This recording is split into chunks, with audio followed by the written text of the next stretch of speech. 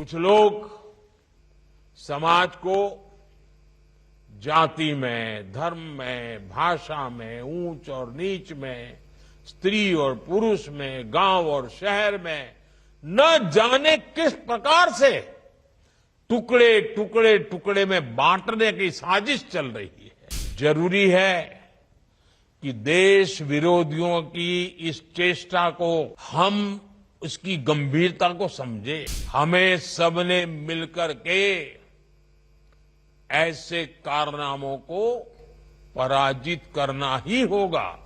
विकसित भारत के लिए हमारे युवा सशक्त होने चाहिए। आज दुर्भाग्य से निहित स्वार्थ के लिए, छोटी समझ के कारण भारत के उज्जवल भविष्य के महत्वाकांक्षी उद्देश्यों को भूल करके कुछ लोग समाज को जाति में, धर्म में, भाषा में, ऊंच और नीच में, स्त्री और पुरुष में, गांव और शहर में न जाने किस प्रकार से टुकड़े टुकड़े टुकड़े में बांटने की साजिश चल रही है। जरूरी है कि देश विरोधियों की इस चेष्टा को हम उसकी गंभीरता को समझे, उस संकट को समझे और हमें सबने मिलकर के ऐसे कारनामों को पराजित करना ही होगा। हमें मिलकर के नाकाम करना होगा। साथियों, भगवान श्री स्वामीनारायण ने हमें बताया है कि बड़े लक्ष्य कठोर तप से हासिल होते हैं।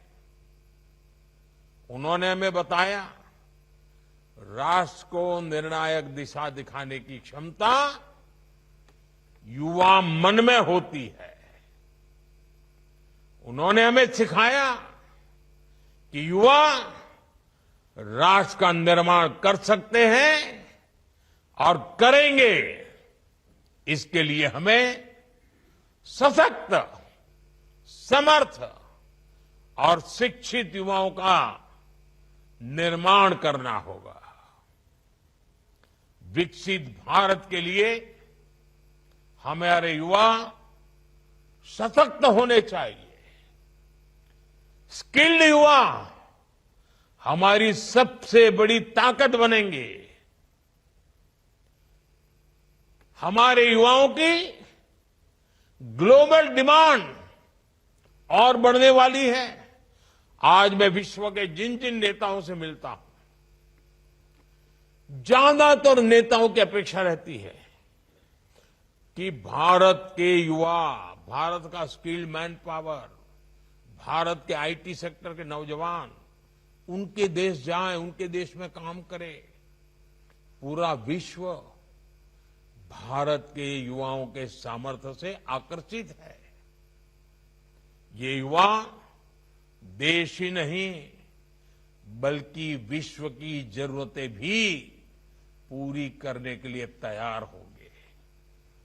इस दिशा में भी हमारे प्रयास राष्ट्र निर्माण में